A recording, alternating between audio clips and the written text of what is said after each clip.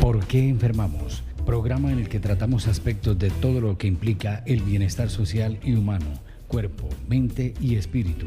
Conduce y dirige el doctor Fernando Calle, psicólogo social y psicoanalista. Escúchelo todos los de 10 a 11 de la mañana en Radio Zipa Estéreo. ¿Por qué enfermamos? Estamos de nuevo en el programa ¿Por qué enfermamos? Muy buenos días, María Isabel. Muy buenos días, Tatiana. Hola, muy buenos días para todos. ¿Cómo amanecen? Feliz de acompañarlos aquí en este programa hoy. Muy bien, gracias, Tatiana, qué bueno. Debido a que el programa anterior generó bastante inquietud con relación al desprenderse, pues queremos retomar un poco el tema para darle forma de manera práctica, retomando algunos conceptos y ampliándolo en otros sentidos. Les voy a leer un poema de entrada, pues para que ambientemos un poco y para que enfoquemos nuestra conceptualización de hoy. Repetición. Sueños de hastío y de muerte son solo devaneos de lo viejo, prosopopeya del pasado que se revela contra nuestro afán de crecimiento. Sueños que se repiten sin pausa, la misma balada hueca de lo que creímos nuestro, melancolía desueta, amalgamando la muerte y la nada, cantos lúgubres que se desvanecen a la luz del día, pero se filtran en cada paso. Sueños del ayer, rescatando lo caducado, haciéndonos creer que es aquello nuestra esencia, pero es el mismo programa que nos ata al pasado, es la misma estulticia que repetimos, velada de ilusiones y esperanza. Lo viejo parece nuevo en la mentira de nuestro paso, es aquello que se resiste a morir porque le damos identidad y poderío. Lo llamamos yo y lo defendemos a ultranza. La vida por delante y nosotros sobreviviendo al pasado. Confundimos ser con tener, protegiendo el engranaje que mantenga el armazón de un culto a lo que fue y soñamos con que vuelva. El programa nos dice eche raíz, la vida nos pide fluir y envueltos en confusiones ni arraigamos, tampoco nos decidimos a seguir. Enredamos la madeja, vivimos para morir, nos olvidamos de existir. A manera pues de... este es un poema entre el amor y yo, de mi autoría, publicado en el 2016 en Ciudad de Pátzcuaro, en México. La idea es que compartamos un poco, María Isabel, Andrés está que llega, Tatiana, compartamos un poco de esto que nos permite pensarnos dentro del programa y por fuera del programa. El programa en términos de lo que son los modelos o estereotipos que repetimos. ¿Cuáles son los estereotipos? Lo hemos mencionado en otras ocasiones aquí en estos espacios y valga la pena pues retomarlo. Son un cuadrante de aspectos que nos cercan la existencia, ¿cierto? La política, la ciencia, la economía y la religión. La religión te dice, no, es que usted no tiene por qué generar nada nuevo. Usted está aquí para repetir el programa divino, el plan divino, y tiene que responder a ese plan divino. La economía te dice, no, usted no tiene, es un arrancado, esfuércese en tener y ojalá y tenga al máximo para que pueda representarse y ser un sujeto realmente respetable en el campo social.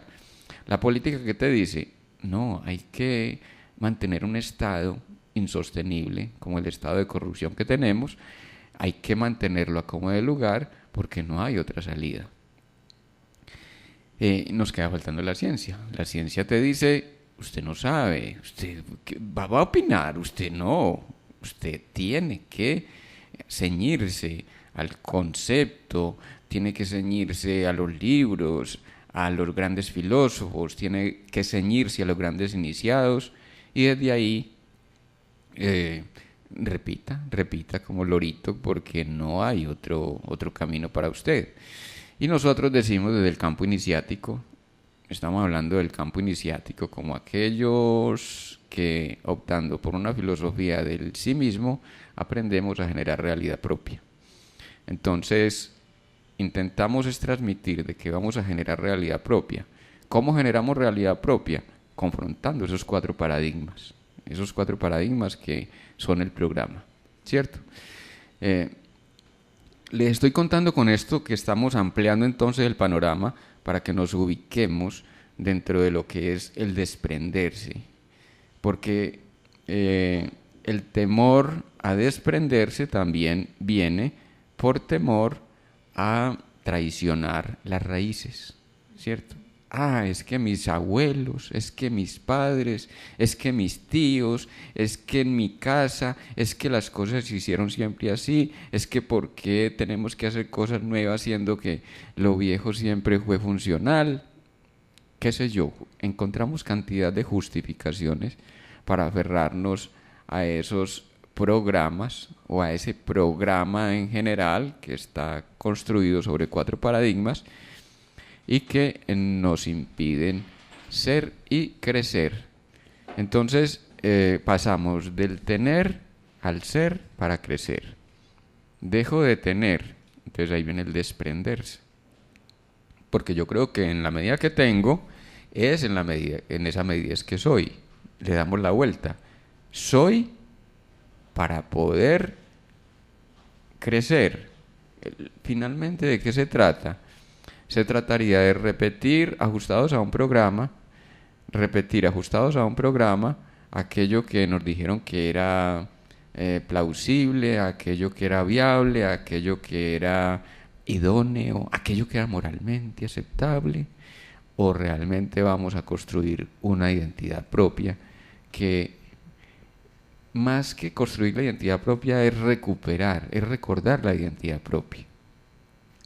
La identidad propia tiene que ver con aquello que decíamos, finalmente vinimos aquí a repetir a nuestros abuelos o a generar realidad propia. Entonces saltamos del tener al ser.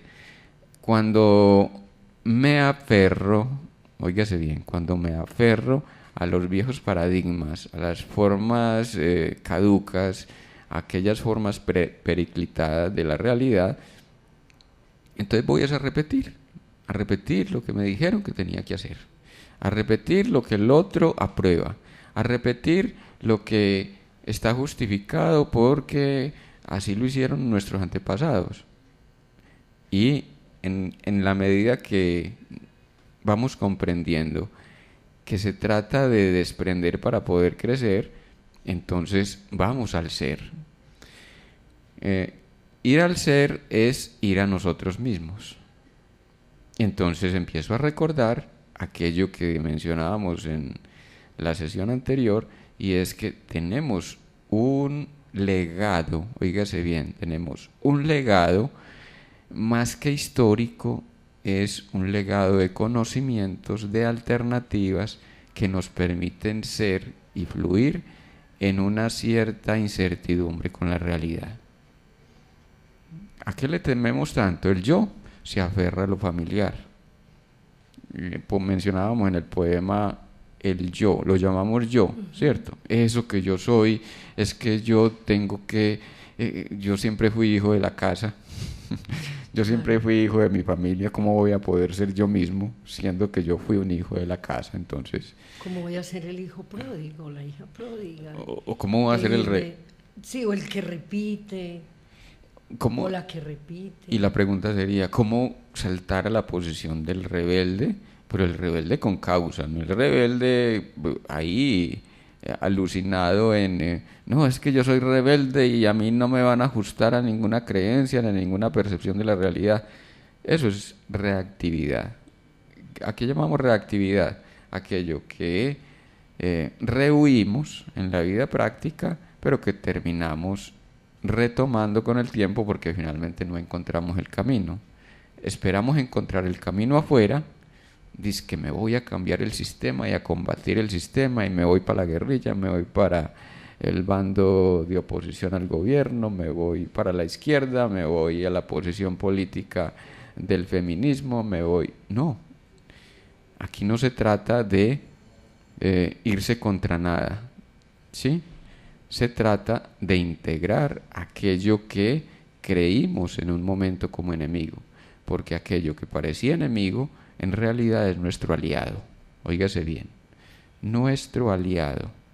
Entonces, desde el campo iniciático no combatimos nada, integramos en lo positivo todo aquello que nos va llegando.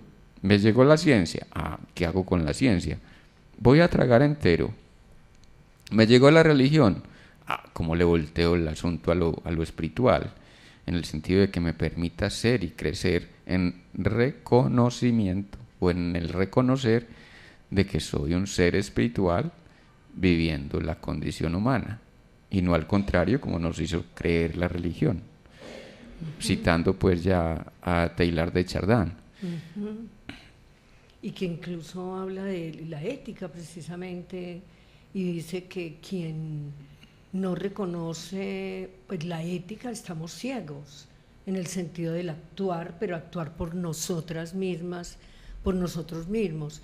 Incluso revisando desde lo que el doctor Fernando nos plantea, pues obvio, pues algunos autores, no necesariamente un conocimiento ahí instaurado o que tenemos que repetirlo, sino que nos da como algunas pistas.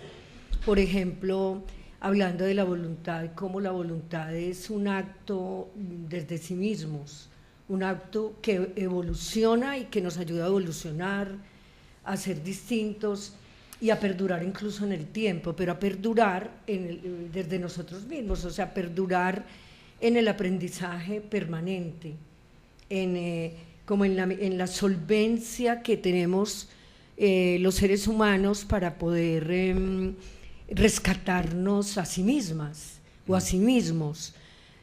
Cuando digo rescatarnos es ser con nuestra identidad propia, con nuestra manera de ver el mundo, trasegar el mundo y bueno, decimos casi siempre que padecerlo, pero más bien es gozárnoslo, sentirlo como algo vital y que yo pienso que de ahí tiene que ver pues como ese concepto de la felicidad que se trabajan en muchos congresos y en muchos espacios en este momento, pero sobre todo desde la empresa y desde el negocio. Usted es feliz si añora tener y pinte su casa y pinte su carro y cómo quiere y dónde quiere viajar, pero yo pienso que es más bien viajar desde el ser humano, desde nuestra espiritualidad, desde nosotras mismas. Y lo veía también, por ejemplo, pues me leía, porque obvio me leo muchas cosas y me veo los programas, escucho los programas anteriores para poder como tener pistas también, porque muchas veces, y entonces me llamaba la atención algunas de las frases que yo decía la semana pasada, o algunas de mis vivencias, y me encontré nuevamente con el viejo filósofo Fernando González, que para mí es muy bello, porque pues lo leí desde mi generación leímos a Fernando González, y yo a veces lo vuelvo a traer a cabecera.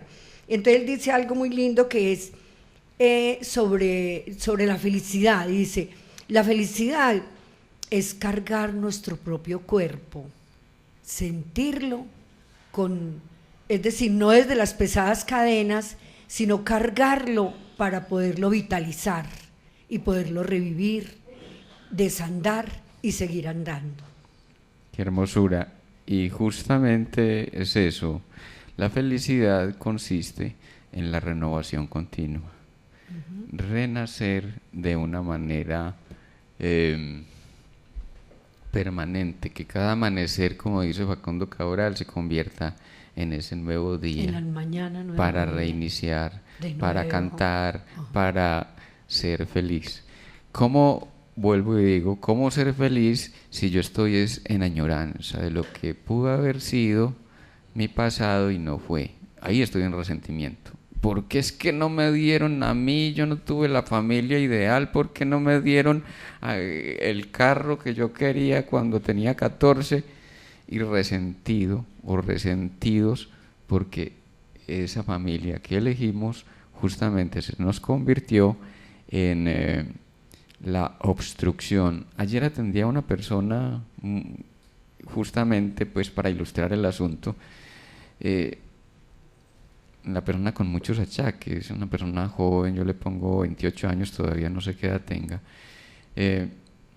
y esta persona decía, tengo problemas de azúcar, tengo desviación de la columna, tengo una calcificación de mi cerebro derecho, de mi parte frontal derecha, me van a hacer una punción, yo estoy desesperada, etcétera, etcétera.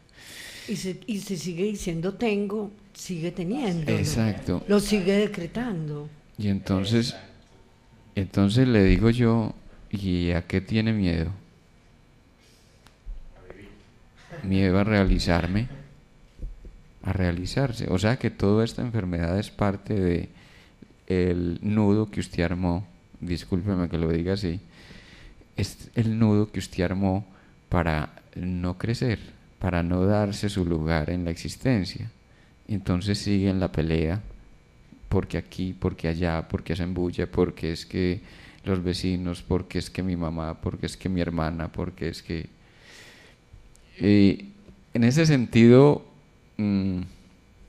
adelantamos, podríamos decir, 3 meses de análisis, porque vamos de una vez al toque, ¿de qué tengo miedo? Lo que pasa es que además el doctor Fernando no pierde ni siquiera una frase ni una palabra que inconscientemente uno dice o plantea, pero le ayuda y lo hace consciente sus lapsus que son internos y personas, pues que tienen que ver con uno y con lo que uno está haciendo y sintiendo. Y es muy bonito esto porque entonces para desprenderse, entonces nos desprendemos cuando entendemos que tenemos miedo. Nos desprendemos de la enfermedad, nos desprendemos del otro, nos desprendemos. Porque siempre, óigase bien, cuando yo me estoy aferrando a algo es porque tengo miedo. ¿A qué tengo miedo? El miedo fundamental es el miedo a mí mismo. ¿Y cuál es el miedo a mí mismo? A encontrarme con que soy eterno, a encontrarme con que tengo un propósito en esta existencia. Entonces, eso nos habilita para acelerar un proceso en muchas ocasiones, cuando la persona está lista, no en todas las ocasiones, pero al menos la persona ya sabe que hay un fondo, un trasfondo de todo su aferramiento, y se aferra en un mentir constante, y es la mentira de aferrarse porque es claro, porque es que fue así como lo hizo la mamá, etcétera, etcétera. Y uno llega a un punto donde le dice a la persona, eso, a ver, ¿a quién se le parece esa forma de ser suya? Ah, a mi mamá. No, mi papá. Ah, entonces está repitiendo a su papá, está repitiendo a su mamá. ¿A qué se está aferrando? A una identificación. Entonces ya viene la confrontación con esa identificación. A ver, ¿usted vino aquí a repetir a su papá o vino a hacer su propia vida? Claro. Tenaz, pues además, digo tenaz, pero en el mejor sentido de la palabra, porque cuando uno se da cuenta que está repitiendo situaciones, síntomas, vivencias pasadas y lo hace consciente, se pilla que por ahí está pues el desenredarse, el tejer ya desde una misma su propia vida, es decir, su proyecto, por decir, es decir, continuar su proyecto si no lo había pensado, o reelaborarlo o recuperarlo para poder caminar y seguir caminando. Y es muy bonito esto porque nos permite también entender de que viene a converger el conocimiento iniciático con el conocimiento psicoanalítico. El pensamiento psicoanalítico nos permite ir a la fuente del conflicto, a la elaboración de ese conflicto que yo no he podido elaborar, para que la persona vaya liberando en la medida que puede hablar. Pero a la vez nos hace conscientes de que estamos en una época que ya, pues, a ver, vinimos aquí, y ¿cuál es el sentido real de la existencia? ¿Cuál es el sentido real de la existencia? Cuando yo estoy rehuyéndome todo el tiempo, porque también centrarme en el otro es rehuir de mí mismo, es decir, no aceptar mi razón y mis posibilidades, mi razón de existir y mis posibilidades. Y sobre todo porque es que el yo es el que existe, pues el otro no existe para uno. Sí, o sea, el otro es el otro o la otra con todas sus circunstancias y mi yo es mi yo. Exacto. Qué bueno que lo mencionas. Andrés, ¿ibas a decir antes de continuar? Sí, o sea, con referente a lo que dice María Isabel, en mí no existe otra persona, porque pues, yo soy el dueño de todas las cosas. Hay gente que, no sé, vive preocupándose por cómo hacen los demás sus cosas, entonces listo, entonces yo también tengo que hacerlo así. No, no es así, cada uno debe crear su propia identidad y haya quien con su identidad que le pertenece. Y es comprender eso que acabas de decir, en el sentido, María Isabel, también de ese yo que está en repetición, ese yo que está aferrado a las creencias, las concepciones tradicionales, las suposiciones, las críticas, el juzgar al otro y juzgarse a sí mismo, porque nunca, eso es de doble partida, ¿cierto? Tanto juzgo al otro como me juzgo a mí mismo, y en tanto juzgo mi propia realidad también estoy juzgando la del otro, así no emita crítica o el juzgar hacia afuera, lo estoy haciendo desde lo que juzgo en mí, o sea, juzgo al otro desde lo que juzgo en mí.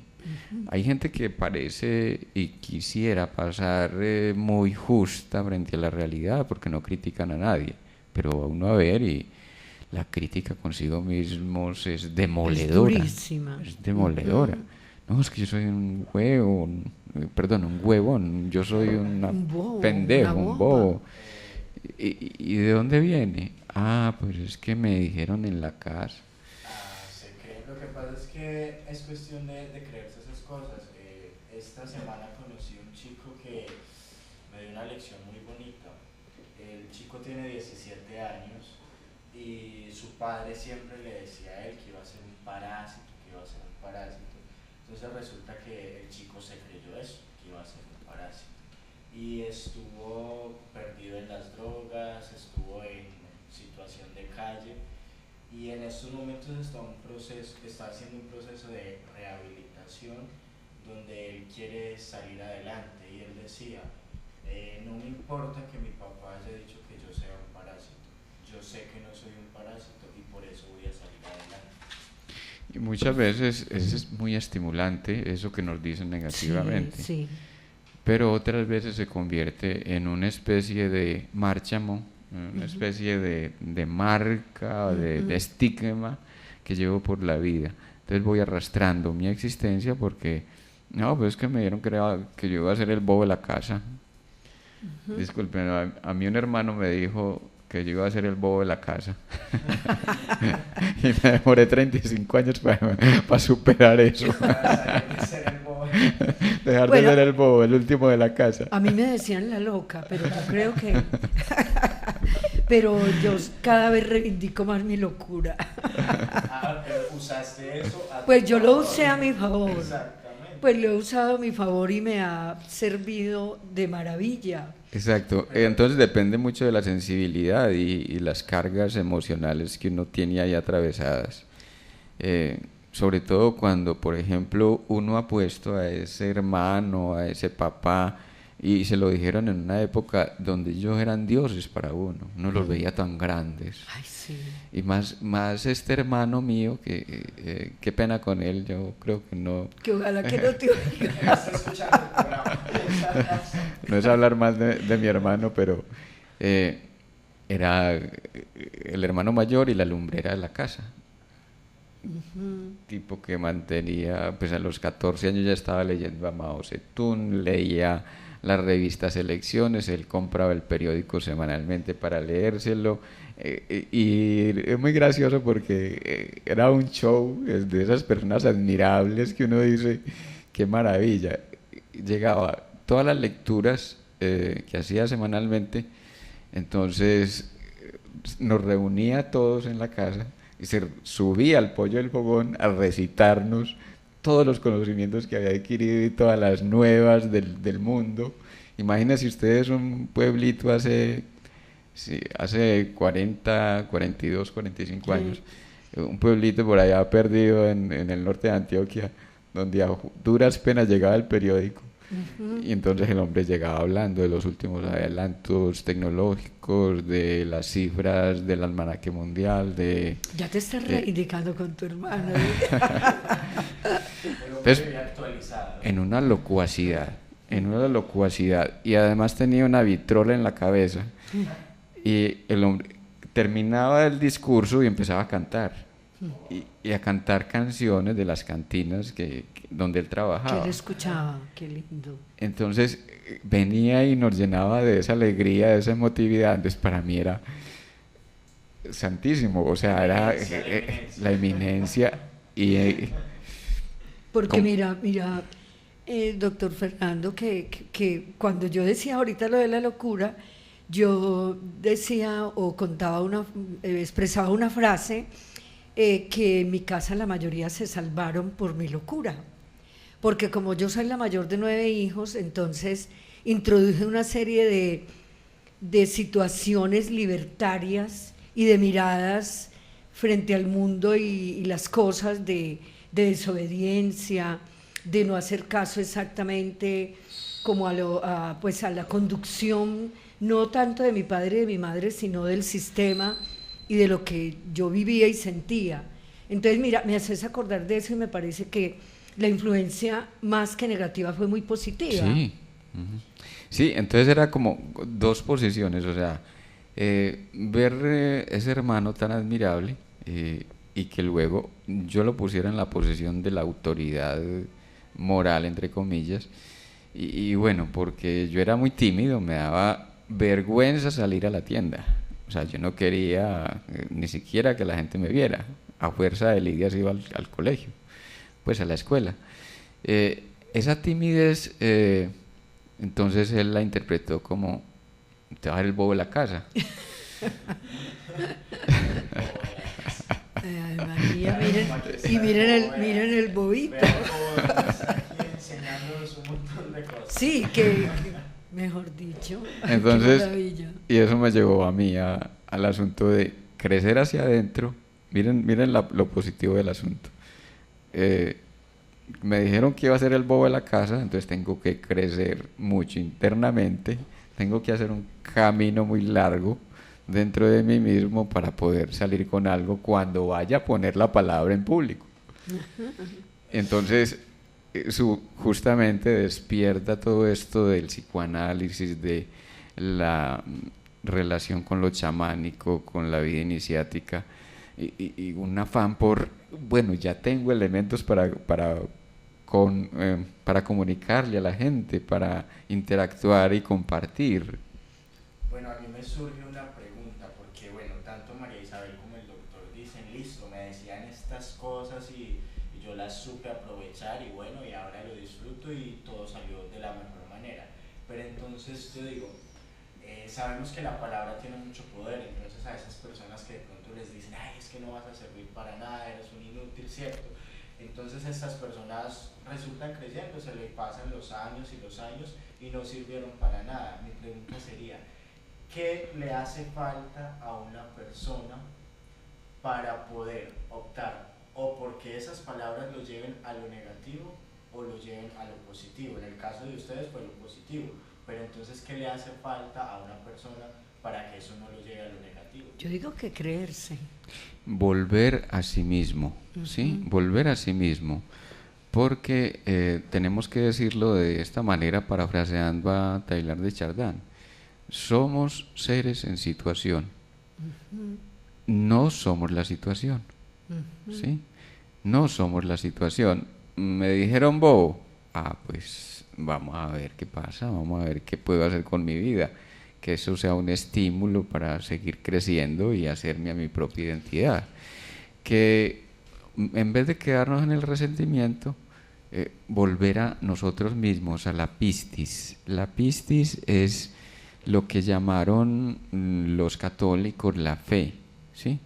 La fe nos lleva por el camino de creer aunque no sea cierto, creer aunque no sea confirmable, aunque no se vea, ¿cierto? Más o menos la definición de San Agustín o de Agustín de Hipona. Sí.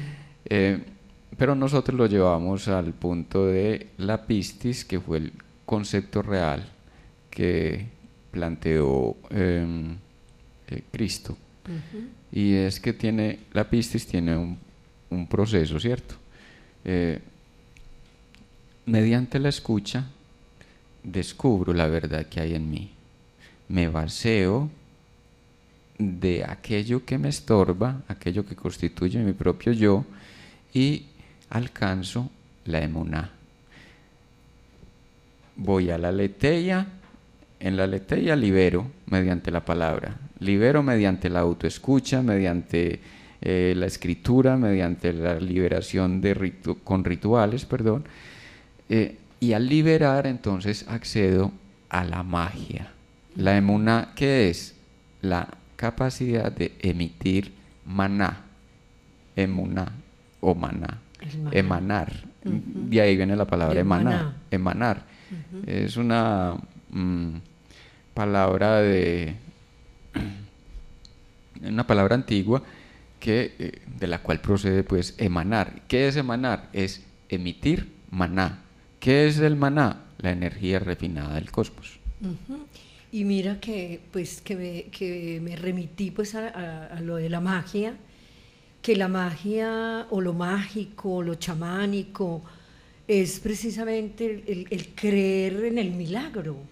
Cómo es el milagro que cambia el mundo, que cambia lo que me rodea, que cambia incluso permanentemente lo que yo estoy pensando y haciendo para superar incluso ese pensamiento estático. Exacto. Entonces, ¿cómo recuperamos esa pistis, esa autorización de nosotros mismos? Pues reconociéndonos en la verdad que surge allí, en aquello que yo libero, en el vaciado de mi propio yo. Bueno, pueden haberme dicho bobo, pero yo me lo estoy creyendo. Me estoy identificando con el enemigo. ¿Cómo así que a mí me dijeron bobo y yo me paso la vida haciendo bobadas? O sea, me hice enemigo de mí mismo y tomo al enemigo como el santo sacerdote que me declaró una realidad absurda para mí. O sea, me voy a matricular ahí o voy a declarar mi propia realidad.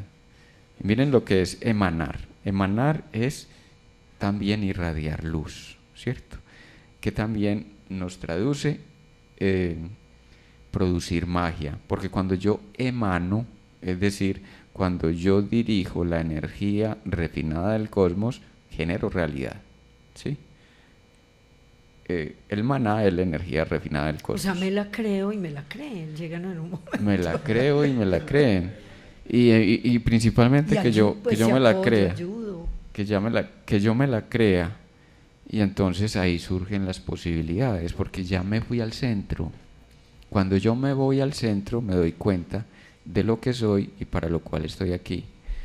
Y decimos, tenemos que retomar un concepto que hemos emitido también en estos espacios, y es, me ocupo de mí mismo para que el universo me abra camino, ¿sí? Cuando yo me ocupo de mí mismo, el universo me abre camino. Cuando yo me ocupo del otro, el universo entiende de que es que yo soy el tarado que nunca entendió ni va a entender que lo que necesita es problemas. Entonces podríamos decir que esto es como un asunto de carácter. O sea, a mí me dicen algo y yo determino si me voy por lo que me están diciendo o realmente yo digo, un momentico, yo no soy eso, yo hago lo que yo quiero hacer y yo soy lo que quiero ser. Mira la clave, y lo acabas de nombrar, ¿cierto? Es recobrar nuestro propio carácter. y me voy, no porque es que tiene que ser como yo dije, no, ¿qué vine a hacer aquí? ¿Qué sentido tiene mi existencia? ¿Voy a existir para quién? ¿Voy a existir para la crítica? Aquello que me dijeron y me trataron de inculcar desde pequeño, ¿hasta dónde me conviene? ¿Cómo puedo negociar con eso? ¿Cómo lo pongo a mi favor? Sí, porque mira que precisamente cuando niña te decían desde la casa y desde el colegio, pues en el kinder me acuerdo y pequeñita, que tenía que moldear mi carácter. Tienes que ser obediente, buena, hacer esto, tener determinados comportamientos, porque el carácter y el comportamiento, pues cultural o moral o moralistamente, te induce pues a no ser vos y a no desfogarte, pues por decirlo, a descubrirte, a buscar desde ti misma qué es lo que es, pues lo que querés desde tu carácter o desde tu forma de ser también. Y tú mencionaste una cosa que es fundamental tener en cuenta. No estamos aquí invitando a la desmoralización. Lo más ético, óigase bien, lo más ético que podemos hacer es reconocernos a nosotros mismos. Cuando nos reconocemos a nosotros mismos, nos sensibilizamos con el otro, aprendemos a integrar al otro. Y ese aprender a integrar es descubrir en sensibilidad aquello que de alguna manera el otro me representa o me vino a ofrecer, de tal manera que valoro todo, aunque sea al enemigo, ese que me vino a atacar porque vino a enseñarme algo. A mí me gusta mucho eso que dicen ustedes de tomar lo bueno porque digamos uno de pronto se rodea de personas que tienen cosas buenas y malas, entonces uno no entra al punto de juzgarlos, de señalarlos, sino que listo, ellos tienen sus cosas malas, pero tienen cosas buenas, y si esas cosas buenas que tienen yo las puedo adoptar para mi vida y hacen bien, pues listo, las tomo. Hay una situación en mi familia, hay casos de drogadicción y alcoholismo, entonces yo recuerdo que mi mamá siempre decía, es que a mí me daría mucho miedo que usted terminara ahí, porque ya varios de la familia pues han estado como en esa situación. Y entonces ahí entra lo que estamos hablando, es evidente, es una problemática de mi familia. Y aunque de cierto modo a mí me arropa esa problemática, yo decidí estar por fuera de ella. Mira que me acordé de algo que aprendí pues hace mucho rato, estaba pues más joven, y cuando uno iba al médico, que el médico le preguntaba su familia de qué sufría o de qué sufre, entonces le hacen la lista de todas las enfermedades, de que murieron sus abuelos, sus bisabuelos, etcétera, para atrás, que hipertensión, que el corazón, que la diabetes, que toda la lista. Entonces me dieron una clave. Entonces no le diga al médico nada de sus herencias ni de todo lo que murieron, porque la catalogan, la inscriben a la enfermedad coronaria, a la hipertensión, a la diabetes, al problema de los huesos, a toda esa carreta, etcétera. Entonces pienso que esa clave me permitió pues estar muy sana casi todo el tiempo, porque pues no tenía pues por lo menos la lista de que usted es hipertenso y vaya, haga la fila y haga tales pues ejercicios, es muy importante hacerlos, pero no desde la línea pues de la salud, más desde de la salud, perdón, y no de la enfermedad. Entonces usted está enfermo desde que nació, desde antes de nacer, etcétera, entonces está uno llevado. Exacto, y ahí juega en retrospectiva esos asuntos diagnósticos, cómo la medicina se convierte en enemiga del campo iniciático. ¿Cómo así que se convierte en enemiga?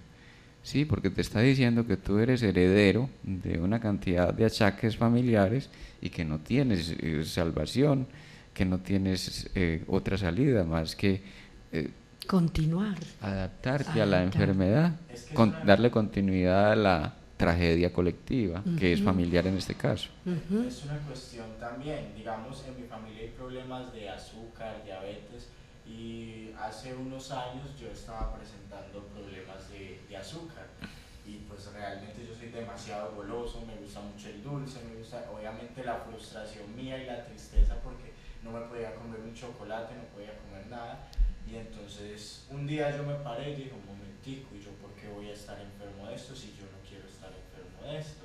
Y pues han pasado, no sé, creo que 6 años después de eso, y en estos momentos me puedo comer el dulce que yo quiera y a mí no me encuentra nada referente a eso.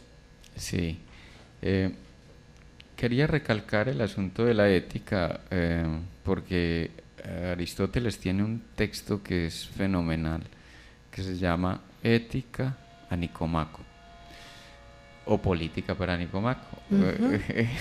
Hay dos traducciones, ¿cierto? y como la ética para Amador de Sabater, pues digamos que tiene una similitud desde su propuesta. Exacto. ¿Qué dice Aristóteles? Para acceder a tu propia ética, has de vaciarte de ti mismo. ¿Cómo te vacías? Hablando de ti mismo. Hablas y sabes. Y entre más hablas, más sabes. ¿Qué nos dijo la ciencia? Usted no hable. Usted no sabe. Usted no sabe. A ver, ¿cuáles son los títulos suyos? Ajá. Usted no diga nada, porque usted, a ver, ese concepto está corroborado y está contrastado y está afincado en qué campo de conocimiento, de dónde sale la teoría. Entonces, solamente si tenemos la autoridad que avale, no, es que lo dijo Kant y pare de contar, o sea, si ya lo dijo Kant, ya está, es perfecto. Ya hay un valor de verdad. Y bueno, pero entonces la pregunta que nos hacemos en el campo iniciático es, ¿qué piensa usted? Sí, está bien, lea hacia Kant, pero no es para repetir a Kant, es para ver qué colige, qué encuentra de veritativo en usted que le diga Kant, porque finalmente uno se va a una cantidad de filósofos de la historia y uno dice, uy, este tipo estaba muy enredado. El enredo que Schopenhauer tenía con las mujeres. Ay, el amor y la muerte. El enredo que tenía esa filosofía fatalista. Terrible, sí. Entonces, La mujer, el amor y la muerte, es uno de los libros de él. Y las mujeres éramos causantes de todo su rollo. Y de toda desdicha humana, o sea, ser femenino, y aquí lo decimos, sí. Ser femenino para Schopenhauer era una cosa terrible, pues esa era la perdición.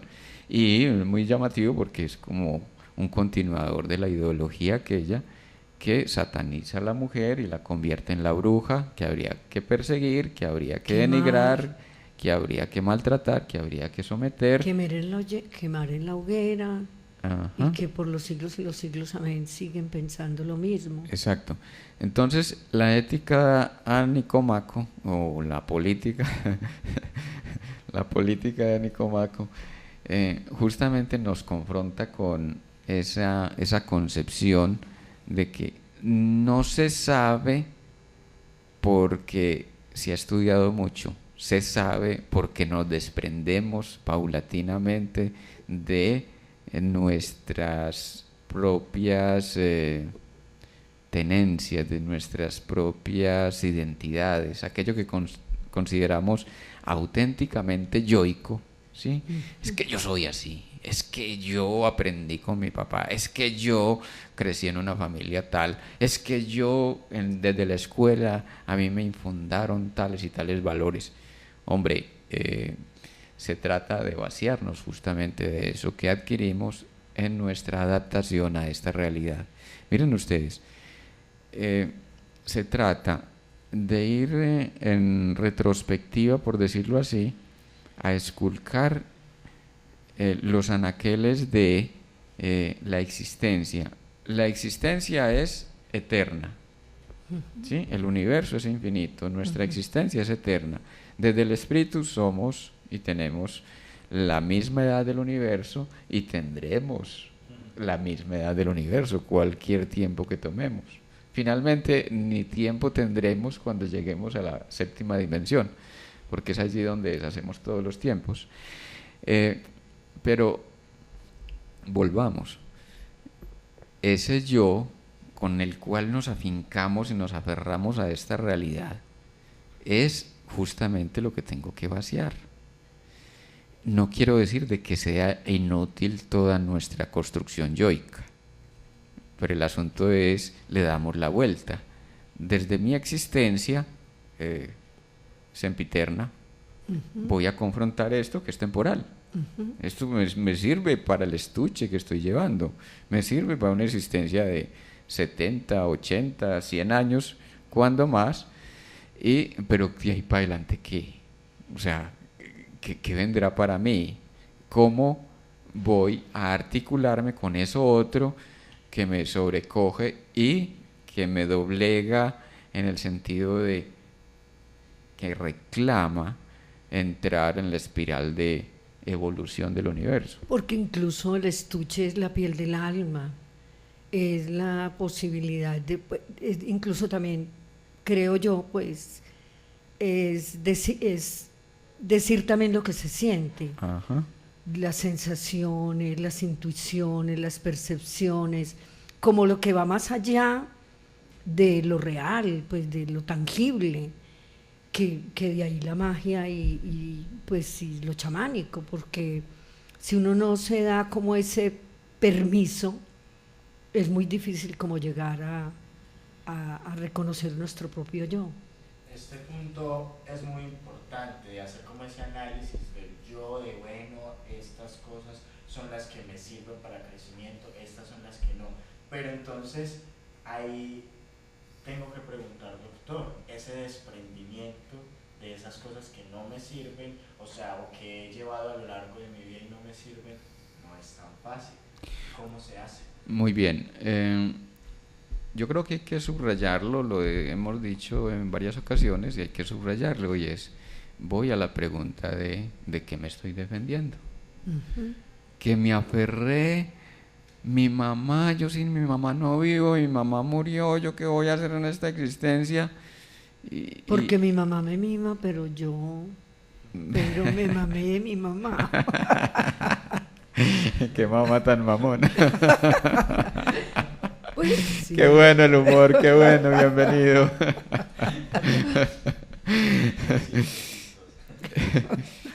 Y nos encontramos con que esa persona que se aferró a la mamá, que murió hace 4 o 5 años, está aferrada a nosotros. No hemos dejado ir esa partecita que todavía convoca e invoca a la madre y que nos ha posibilitado un arreglo muy inconveniente. Y es que estamos decayendo, vamos de capa caída, vamos de enfermedad en enfermedad o vamos desarrollando un cáncer. Las personas que tienen fijación con la madre es muy propio que desarrollen cáncer de mama, ¿sí? Entonces está de moda el cáncer de mama, y miren ustedes todas las promociones que hacen del cáncer de mama. Impresionante. Promoción de prevención. Miren, hay una cosa... Inducción al cáncer de mama. Inducción al cáncer de mama, porque entre más lo combato, más lo reproduzco. Las campañas de prevención que generaron los Illuminati son campañas para la promoción del malestar y de la tragedia colectiva. Aquello del cambio climático no es más que una ocurrencia y una forma de manipular al colectivo para mantenernos aterrorizados y sometidos, y están generando ellos mismos. Yo no lo digo yo, lo dice Putin, que no es más que el presidente de Rusia actual, sí. Y que dice abiertamente, hay que denunciar a estos desvergonzados que están generando cambios climáticos, cambios inducidos para mantener a la población norteamericana y de paso todos los súbditos de Latinoamérica y del resto del mundo que se les están sometiendo, entonces les generan la tragedia colectiva, propicia para mantener, oígase bien, para mantener el statu quo, el estado de sometimiento. ¿Te acuerdas, doctor Fernando, que le hablaba del huevo de obsidiana? Me parece que vale la pena plantearlo en este momento. El huevo de obsidiana es un huevo de la piedra de obsidiana, que es como un espejo para mirarnos hacia nosotras mismas, en este caso de las mujeres. Y en este momento es una alternativa desde los círculos de mujeres y de un círculo que se llama Sí Hembra, con sí hembra de mujer, pero también de siembra, y de que sembremos en nosotras mismas el autocuidado y podamos con ese huevo de obsidianas autocurarnos del cáncer de mama, del cáncer de ovario, del útero y de nuestra propia matriz, de nuestro cuerpo. Pues podría hablar en otro momento y contarles, porque precisamente es una alternativa de no enfermarnos, de lo que nos están diciendo que nos enfermemos. Y miren, nosotros hemos tratado aquí un poco de denunciar este asunto de la manipulación de los medios, y es que los grandes medios internacionales y nacionales están hechos justamente para la manipulación. ¿Dónde nos manipulan? Allí donde generan la campaña. ¿Dónde nos manipulan? Allí donde están dando pábulo a la inseguridad, allí donde están dando pábulo a la tragedia colectiva, allí donde están denunciando que el gran mal que padecen nuestros tiempos. Y no, es realmente una manera de promocionar, óigase bien, están promocionando el mal, porque justamente generan miedo. Como generan miedo, entonces movilizan una gran cantidad de energía en la población que termina alimentando realidad para el colectivo y para los propios individuos. Decíamos en un programa alguna vez, dos fuerzas generan realidad: el miedo y el amor. Si estoy generando miedo, estoy llamando a que esa realidad que tanto combato se reproduzca automáticamente. ¿Qué hicieron las farmacéuticas desde los años 70 hasta nuestra época? Están promocionando enfermedades. Entonces, ellas dicen en términos de prevenir que el cáncer de mama, que el cáncer de cuello de útero, que el asunto cardiovascular, que el asunto de la obesidad, que el asunto de... Y esos hacen denuncias porque sí, porque allá, pero miren ustedes, nos generan el discurso de esto está pasando en el mundo y nosotros le tenemos el remedio. Usted está obesito, venga que aquí le tenemos el reductor, aquí le tenemos el gel, le tenemos el masaje perfecto, y entonces uno descubre que detrás de todas esas campañas... Es parte de la búsqueda de la felicidad. Exacto, y ponen a la gente a funcionar en torno a la figura física. O sea, si usted no tiene figura física, dijéramos contorneada, entonces no tiene derecho a la felicidad y al bienestar. En otro tiempo, que nos importaba si estábamos gordos o flacos? He conocido cantidad de señores obesos que eran campesinos y después se hicieron a un buen fondo económico, se fueron a vivir al pueblo y vivían con su carriel para arriba y para abajo, con su barriga, con su gran barriga, y vivían tranquilos y contentos. Murieron cuando les llegó la hora. Pues mira que mi mamá, ella murió de 95 años este año, el 4 de enero. Y mi madre, creo, ella dice y nos cuenta que si ella se hizo 2 citologías, no se hizo más. Y era absolutamente sana. Nunca sintió nada, nunca la oí quejarse de nada, pues como en ese sentido. Y me parece pues como muy bello y lo que estás diciendo, ella vivía absolutamente tranquila. Y ustedes van a los consultorios médicos, los visitadores, entonces te tienen desde el ambientador vaginal, sí, el lubricante, hasta el acelerador hormonal. O sea, sí. te tienen toda la droga precisa y adecuada. Entonces, ¿qué encuentra uno, por ejemplo, en el asunto de la citología, de la ginecología, quiero decir? Sí. ¿Qué encuentra uno ahí? Uno se pregunta, y discúlpenme los ginecólogos y los médicos que trabajan todo esto, pero ¿hasta dónde todo esto no es más que un estigma que atraviesa nuestra época, y es hacer de la sexualidad una enfermedad? Hay que hacerse el examen. Sí. A uno le dan infecciones, sí.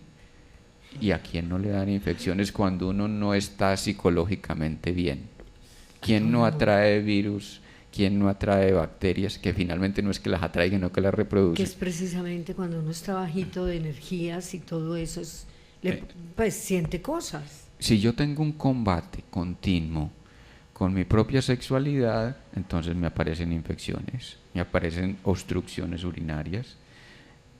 Miren ustedes por dónde va el asunto. No tratamos el problema, sino que llevamos paliativos, porque los paliativos venden la droguita perfecta, la pócima adecuada para que usted combata la sequedad vaginal. No, si usted tiene sequedad vaginal, se está... ¿Sabe qué? Tomen albahaca. Se está resecando.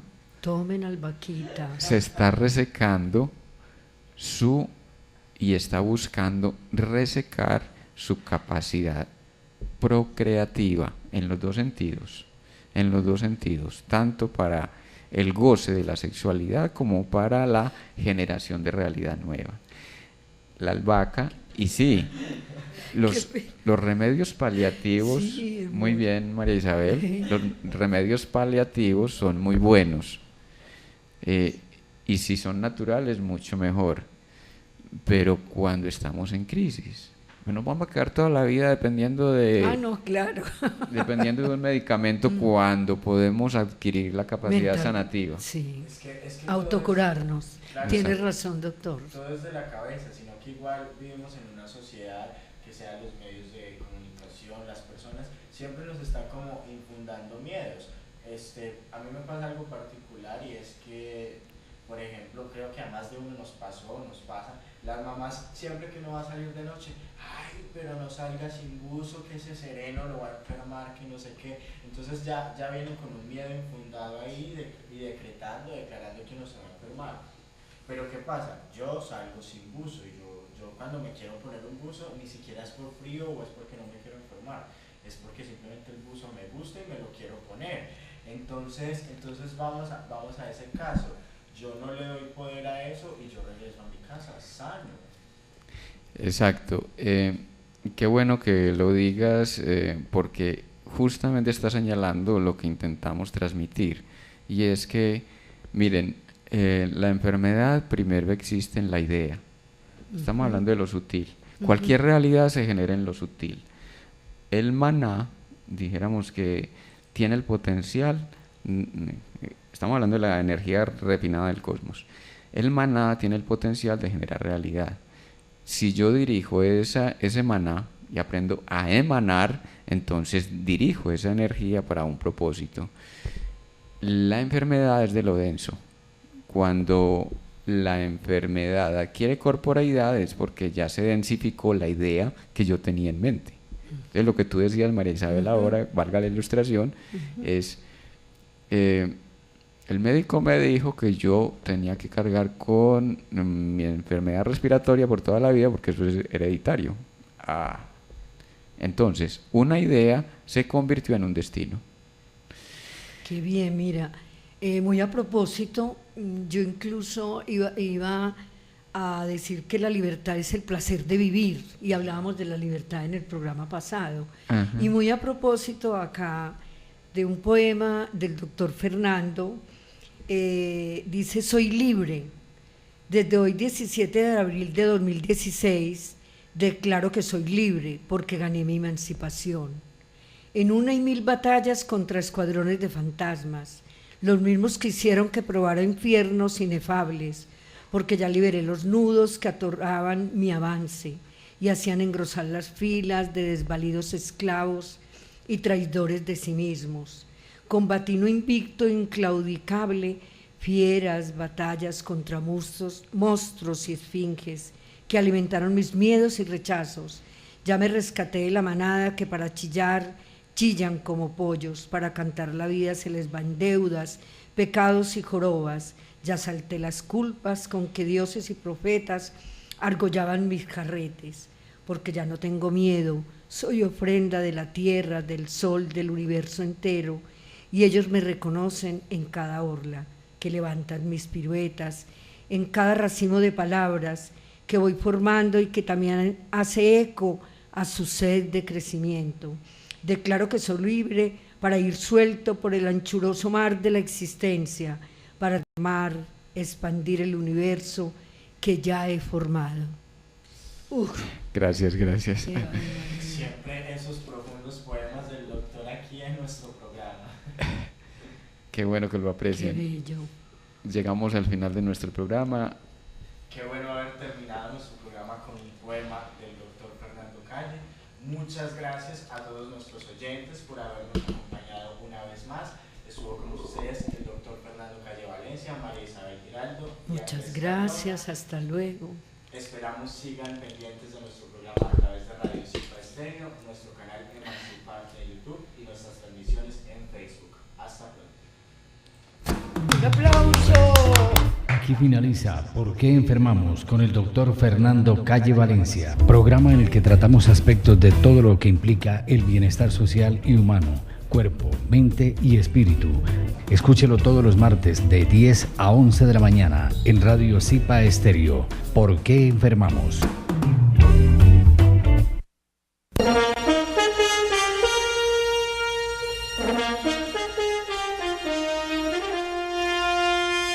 En el aire, Radio Zipa, emisora del Círculo de Periodistas y Comunicadores Sociales de Antioquia, Colombia, transmitiendo desde el corazón de Medellín, ciudad de la eterna primavera.